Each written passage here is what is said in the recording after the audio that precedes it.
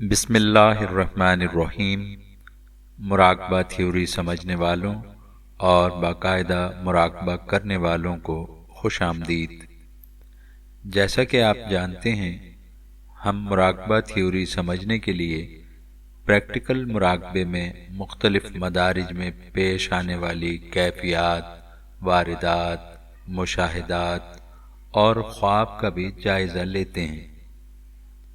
آج ہم کشف کے درجے کی کیفیات و مشاہدات کا مطالعہ کریں گے۔ کشف۔ مراقبے کی نشست میں آنکھیں بند کیں تو روشنی کے جھماکے ہونے لگے اور مختلف چیزیں نظر آنے لگیں۔ میں نے کئی قریبی رشتہ داروں کی آوازیں سنی۔ آوازیں اتنی واضح تھیں کہ ایک دفعہ بات کا جواب زبان سے ادا ہو گیا۔ مراقبے کے آخر میں خود کو اپنے اندر سے نکلتے اور چھت کی طرف اٹھتے دیکھا۔ گھبرا کر آنکھیں کھول دیں اور چھت کی طرف دیکھنے لگا۔ میں نے ایک ہیولے کو چند سیکنڈ کے لیے چھت کی طرف بڑھتے دیکھا۔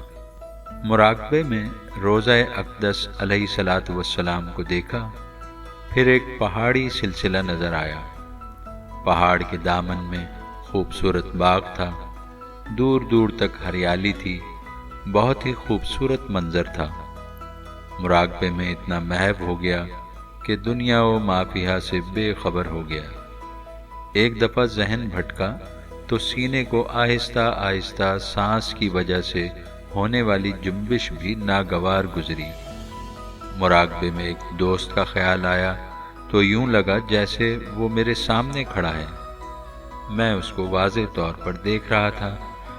ذہن میں رشتہ داروں کا خیال آیا اور ان کی آوازیں صاف سنائی دینے لگیں۔ اگلے روز میں نے ان رشتہ داروں سے معلوم کیا تو انہوں نے تصدیق کی کہ وہ گزشتہ شب یہی باتیں کر رہے تھے۔ ایک بہن سعیدہ خاتون صاحبہ لکھتی ہیں، عشاء کی نماز کے لیے کھڑی ہوئی تو محسوس ہوا کہ حضور پاک علیہ الصلوۃ والسلام امامت کر رہے ہیں۔ میں آپ علیہ الصلوۃ والسلام کے بالکل پیچھے صف میں کھڑی ہوں۔ میرے دائیں جانب حضور قلندر بابا اولیاء رحمۃ اللہ علیہ اور بائیں جانب بابا جی حضرت خواجہ شمس الدین عظیمی صاحب ہیں۔ دوسرے مذاہب کے برگزیدہ لوگ بھی صفوں میں موجود ہیں۔ سارا وقت یہی دیکھتی اور محسوس کرتی رہی کہ آپ علیہ الصلوۃ والسلام کے جسم اطہر سے نور کی شعاعیں نکل کر میرے اندر جذب ہو رہی ہیں۔ آپ کے نور کی روشنی نے مجھے سارا وقت آپ علیہ الصلوۃ والسلام کا چہرہ مبارک بہت صاف نظر آتا رہا، حالانکہ آپ کی پیٹھ میری جانب تھی۔ آپ علیہ الصلوۃ والسلام عربی لباس میں ملبوس تھے۔ آپ علیہ الصلوۃ والسلام کا رخ انور نہایت ہی روشن اور تابناک دکھائی دیا، اور آپ علیہ الصلوۃ والسلام کی روشنیوں سے آپ علیہ الصلوۃ والسلام کے اطراف میں نور کا ایک ہالہ دکھائی دیا۔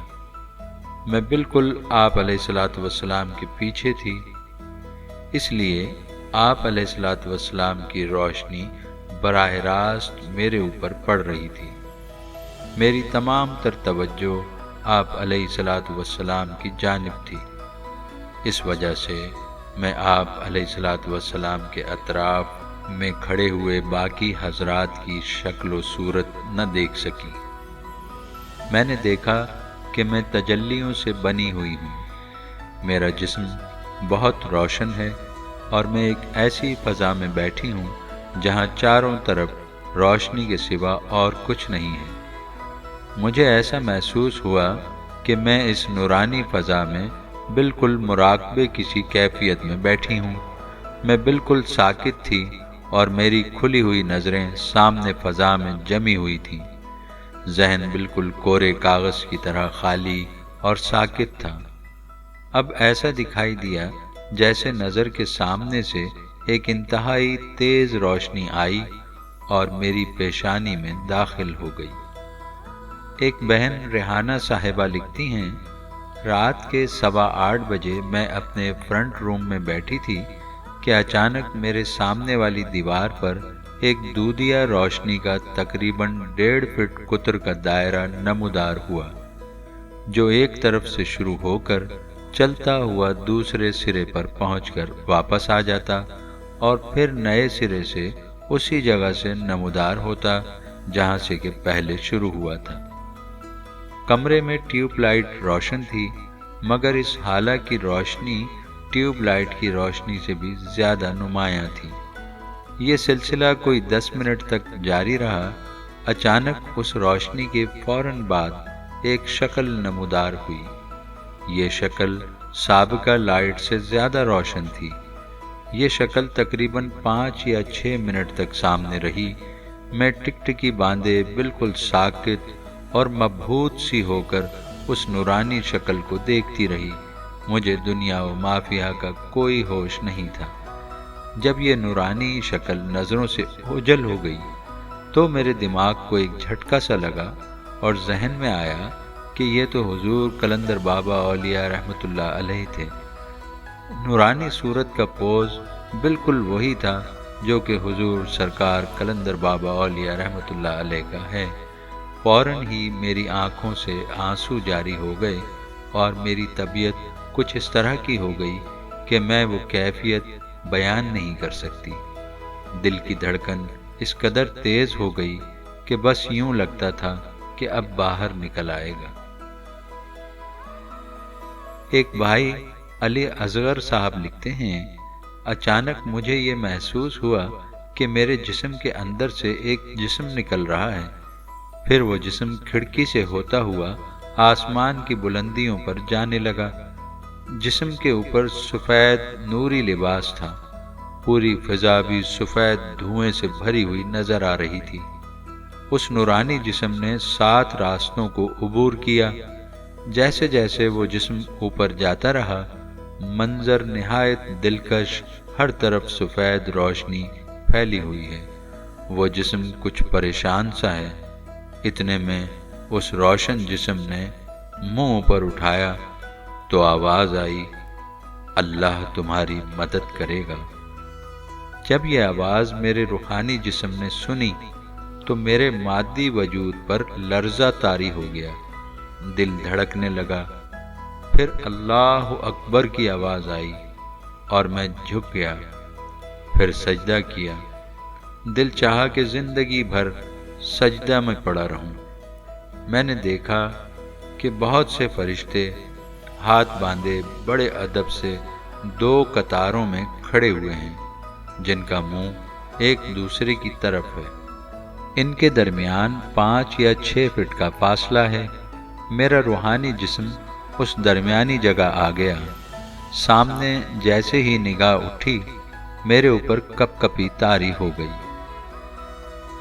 مراقبے میں آنکھیں بند کر کے بیٹھا تو چند لمحے بعد محسوس ہوا کہ میں اپنے گوشت پوست کے جسم سے باہر آ گیا ہوں اور سیدنا حضور علیہ الصلاۃ والسلام کے روضہ اطہر پر حاضر ہوں۔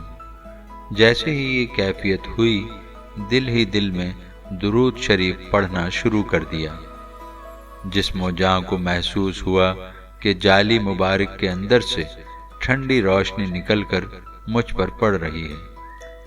پھر دیکھا کہ میں خانہ کعبہ میں ہوں۔ خانہ کعبہ سے چند ہی لمحوں میں آسمان کی طرف پرواز شروع کر دی۔ راستے میں مختلف لوگ نظر آئے۔ بعض لوگوں کو میں جانتا ہوں۔ رفتہ رفتہ ایسی جگہ پہنچ جاتا ہوں جہاں سے آگے جانے کی سمت راستہ نہیں ہے۔ یہاں فرشتوں کی قطاریں نظر آتی ہیں۔ اس کیفیت کو زیادہ دیر برداشت نہیں کر سکا۔ پھر دیکھا کہ میں اپنے کمرے میں ہوں۔ محسوس ہوا کہ میرا وجود سارے کمرے پر محیط ہے اور مراقبہ ختم کر دیتا ہوں۔ مغرب سے جنوب کی طرف روشنیوں کا یہ وجود سفر کر رہا ہے۔ میں گھر کے سامنے آ کر رک جاتا ہوں تو ایسے لگتا ہے جیسے یہ میں خود ہی ہوں۔ زیادہ توجہ سے دیکھتا ہوں تو پیدائش کے وقت سے لے کر آج تک کے حالات ویڈیو فلم کی طرح نظر آتے ہیں، جن میں تلخ یادیں، خوشی، अच्छाइयाँ, बुराइयाँ सब मौजूद हैं। ज़्यादा तवज्जो करता हूँ तो मुस्तकबिल की बातें भी नज़र आती हैं। कुछ बातें साफ समझ लेता हूँ, कुछ ज़्यादा वाज़ेह नहीं होती। उस मिसाली वजूद को देखता हूँ कि नूर के तारों से आसमान के बहुत ऊपर किसी चीज़ के साथ बंधा हुआ है, लेकिन उस चीज़ को ज़्यादा देर तक देख नहीं सकता। फिर मुराकबा ख़त्म कर देता हूँ। बेगम अब्दुल हफीज़ बट साहिबा लिखती हैं, देखती हूँ कि मुर्शिद करीम हुजूर बाबा जी मेरे साथ हैं। फरमाते हैं, आओ तुम्हें आसमानों की सैर कराते हैं। हम ऊपर उठते चले जाते हैं। हमारा जिस्म बहुत ही हल्का परिंदे की मानिंद है। हम उड़ते हुए आसमानों में दाखिल हो जाते हैं। आसमानों के अंदर हम तेज रोशनी के बादल के अंदर से गुजरते हैं। फिर एक शफ़ाफ फ़ज़ा आ जाती है जिसमें नीचे बहुत ही साफ दिखाई देता है। नीचे ज़मीन पर शहर आबाद हैं, लोग ज़्यादातर खेती बाड़ी करते दिखाई दिए। ये इलाका बहुत ही सरसब्ज़ है। बहुत बड़े बड़े शफ़ाफ दरिया बह रहे थे। दरियाओं के किनारे किनारे लोगों ने काश्तकारी की हुई थी और फल और सब्जियां उगाई हुई थी। एक नज़र में ये सब कुछ देखकर हम फिर ऊपर की जानिब उड़ने लगे। फिर रोशनियों के बादल के अंदर से हमारा गुज़र हुआ और हम एक शफ़ाफ फ़िज़ा में आ गए, जिसके अंदर दूर दूर तक नज़र पहुँचती थी और बहुत साफ दिखाई देता था।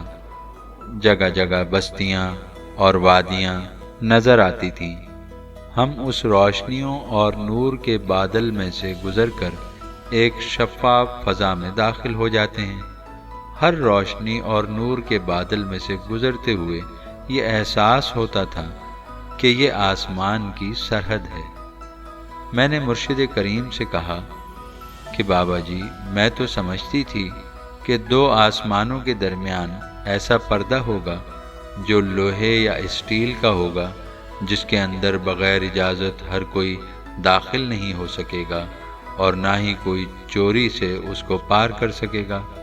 मगर यहाँ तो सिर्फ रोशनियाँ हैं और रोशनी के अंदर से तो बड़ी आसानी से गुज़रा जा सकता है। ये तो कोई रुकावट नहीं है। मुर्शिद करीम बाबा जी ने फरमाया, आसमान इंसान की हद नज़र है। जब शऊर लाशऊर की फ़ज़ाओं में दाखिल होता है तो शऊर की बीनाई आहिस्ता आहिस्ता बढ़ती है और इंसान की बातनी नज़र लाशऊर या गैब के आलमीन में देखती है। गैब के आलमीन को देखने के लिए अल्लाह की जानिब से कोई रुकावट नहीं है, मगर हर आसमान की हुदूद में जो आलमीन आबाद हैं, वहाँ अल्लाह की मुख्तलिफ सिफ़ात की रोशनियाँ काम कर रही हैं। शऊर की नज़र इसलिए आसमान की हुदूद को पार नहीं कर सकती क्योंकि शऊर अस्माए इलाहिया की रोशनियों के कानून से नावाकिफ़ रहता है। मगर जो बंदा अस्माए इलाहिया के उलूम और उनके कवानीन से वाकिफ़ हो जाता है, वो अपने इरादे और शऊर के साथ लाशऊर के अंदर दाखिल हो जाता है। वो बग़ैर किसी रुकावट के गैब की दुनिया का मुशाहिदा अपनी बातनी नज़र के साथ कर लेता है। हर आसमान की सतह अस्माए इलाहिया की उन रोशनियों से बनी है जिनकी रोशनी या शुआएं उस आलमीन में दाखिल होकर आलमीन की तख्लीक करती हैं। आसमान की सतह पर अस्माए इलाहिया की रोशनियाँ जमा होने की वजह से नज़र उन रोशनियों के पार देखने से माजूर रहती है। मगर जब बंदा अल्लाह की ज़ात और सिफ़ात में तफक्कुर करता है तो अस्माए इलाहिया की ये रोशनियाँ उसके अंदर जज्ब होने लगती हैं और ये रोशनियाँ खुद अपना तारुफ बंदे से कराती हैं। इस तरह शऊर उन रोशनियों से वाकिफ़ हो जाता है और शऊर का वाकिफ़ होना ही शऊर का देखना है। इस दुनिया में बंदा जिस हद तक अस्माए इलाहिया के उलूम सीखता जाता है और उसमें ये रोशनियाँ जज्ब होती जाती हैं, मरने के बाद बंदे का आराफ इन्हीं हुदूद के अंदर कायम होता है, यानी मरने के बाद बंदा अपने ज़ाहिरी हवास के साथ और ज़ाहिरी नज़र के साथ उन आलमीन में रहता है। मुर्शिद करीम बाबा जी की ज़ुबानी ये सुनकर मुझे बहुत खुशी हुई। मैंने कहा, बाबा जी, इन आलमीन में दाखिल होने और इनको देखने और इनकी सैर करने के लिए ज़रूरी है कि इंसान दुनिया में ही इनके मुताल्लिक उलूम हासिल करे। बाबा जी ने फरमाया, सिर्फ इल्म हासिल करना या सिर्फ जानना ही ज़रूरी नहीं, अस्माए इलाहिया की सिफ़ात जब तक बंदे के अंदर पैदा ना हो जाएं, तब तक बंदा इन आलमीन में दाखिल नहीं हो सकता। यही वजह है कि अल्लाह ने 7 आसमान बनाए हैं ताकि बंदा एक एक आसमान पर काम करने वाली रोशनियों के उलूम आहिस्ता आहिस्ता सीखता जाए और धीरे धीरे उसका शऊर उन रोशनियों को बतदरीज जज़्ब करता जाए। हर आसमान शऊर की नशोनुमा के मदारिज हैं। हर आसमान शऊर की मुख्तलिफ स्पीड को ज़ाहिर करता है, यानी शऊर के अंदर मौजूद हवास जब उस रफ्तार से हरकत करने लगते हैं जो रफ्तार आसमानों के अंदर बसने वाले आलमीन में काम कर रही है, और उन आसमानों के आलमीन में जो मखलूक आबाद है, बंदे के हवास की रफ्तार जब उस मखलूक के अंदर काम करने वाले हवास के बराबर हो जाती है, तब बंदा उस आसमान में दाखिल होकर वहाँ के आलमीन की सैर करता है और वहाँ के उलूम हासिल करता है। मरने के बाद जिस आलम में रूहें मुंतकिल की जाती हैं वो आलम आराफ है। मुराकबे में देखती हूँ कि मुर्शिद करीम बाबा जी का हाथ मेरे सर पर छतरी की तरह रखा है और आपकी उंगलियों से नूर की धारें निकलकर मेरे जहन के अंदर जज्ब होती जा रही हैं, जिससे सारा दिमाग अंदर बाहर से बहुत रोशन हो गया है और फिज़ा में परिंदे की तरह उड़ने लगी। मगर इस उड़ान के दौरान भी बाबा जी का हाथ छतरी की तरह अपने सर पर देखती रही। उड़ते हुए सारा वक्त मैं दिल ही दिल में अल्लाह की हम्द सना और शुक्र व ज़िक्र करती रही, साथ साथ नीचे भी देखती रही कि किन किन मकामात से गुज़र रही हूँ। नीचे नज़र गई तो आराफ की ज़मीन दिखाई दी। मैंने सोचा चलो इसकी सैर करते हैं। मैं उस ज़मीन पर नीचे उतर आई। नीचे उतरते ही घूमने फिरने की नीयत से सड़कों पर चलने लगी। बड़ा खूबसूरत शहर था, जगह जगह बागात थे, नहरें थीं और मौसम बेहद हसीन था। मेरा दिल बराबर अल्लाह का ज़िक्र व शुक्र कर रहा था। इस दौरान एक ऐसी बस्ती से गुज़र हुआ जहाँ छोटे छोटे घर थे और इतने खूबसूरत मौसम और कुदरत की इतनी रंगीनियों के बावजूद भी लोग अपने अपने घरों में महबूस थे। अंदर नज़र गई तो देखा कि सारे लोग अलग अलग कमरों में गर्दन झुकाए गम से निढाल बैठे हैं, जैसे उनके अंदर इतनी शकत भी नहीं है कि वो कम से कम गर्दन ही उठाकर खूबसूरत माहौल का नज़ारा कर सकें ताकि उनके दिल खुश हों। मुझे महसूस हुआ ये सब लोग दुनिया की याद में बेहाल हैं। जहन में आया, अल्लाह ने तो इन्हें नहीं रोका कि तुम फितरत के इन हसीन मनाजिर से लुत्फ़अंदोज़ ना हो। इन लोगों ने खुद ही अपने आप को इन कोठड़ियों में बंद कर लिया है। अगर ये लोग 2 कदम बाहर आ जाएं तो खुली फ़ज़ा इनके सारे गम धो दे और इनके अंदर सेहतमंद खुशियाँ भर दे। कुछ लोग जाने पहचाने दिखाई दिए। मैंने उन्हें समझाया और बाहर आने पर आमादा किया। फिर थोड़ी देर बाद मैं वहाँ से आगे चली तो देखती हूँ कि बहुत मॉडर्न बस्ती है। बड़ी ही खूबसूरत महल नुमा कोठियाँ हैं। इन कोठियों के डिज़ाइन ज्योमेट्री के डिज़ाइन पर थे और बहुत हल्के हल्के रंगों के पेंट मकानों पर थे और बहुत ही भले लगते थे। इतने में एक जाना पहचाना आदमी नज़र आया। उसका इंतकाल चंद दिन पहले हुआ था। वो मुझसे मिलकर बेहद खुश हुआ और बोला, आंटी, आप यहाँ कहाँ? उसने बहुत खूबसूरत सूट पहना हुआ था। मुझे भी उससे मिलकर बेहद खुशी हुई। मैंने कहा, मैं तो आराफ के ऐसे कोने में जा निकली थी कि जिसको देखकर खुशी के बजाय रंजो मलाल हुआ है। अच्छा हुआ तुम मिल गए। कहने लगा, आइए आंटी, मैं आपको सैर कराता हूँ। पहले मैं आपको अपने घर ले चलता हूँ। उसने मुझे एक गाड़ी में बिठाया। मुझे उसने बताया कि गाड़ी हमने डिज़ाइन की है। ये फ्लाइंग सॉसर की तरह गाड़ी थी, बड़ी ही खूबसूरत। उसमें बैठे तो ना स्टीयरिंग व्हील, ना गियर, कुछ भी ना था। सिर्फ लिफ्ट की तरह ऊपर नीचे जाने आने के लिए चंद बटन लगे हुए थे। मैंने कहा, ये चलेगी कैसे? आंटी, बस आपको जहाँ जाना है उसका ख्याल दिल में ले आइए। इस बटन नुमा जगह पर लाइट जल जाएगी, फिर ये गाड़ी खुद ब खुद उस जगह पहुंचा देगी। और ऐसा ही हुआ। उसने ख्याल किया, लाइट जली और गाड़ी तेज रफ्तार चल पड़ी। बहुत खूबसूरत सफ़ेद महल के सामने रुकी। उसका डिज़ाइन भी ज्योमेट्री के मुसल्लस, चौकोर वगैरह किस्म के जावियों पर बना हुआ था, मगर देखने में बहुत ही खूबसूरत लगता था। उसने मुझे घर की सैर कराई, वहाँ की गाड़ियाँ दिखाईं। बहुत मॉडर्न चीज़ें थीं। उसने मुझे बताया कि यहाँ के लोगों के दिमाग बहुत तेज़ हैं, दुनिया वाले यहाँ से बहुत पीछे हैं। मगर यहाँ भी कुछ बस्तियाँ ऐसी थीं जहाँ पर लोग इब्तिदाई हालत में ज़िंदगी गुजार रहे थे।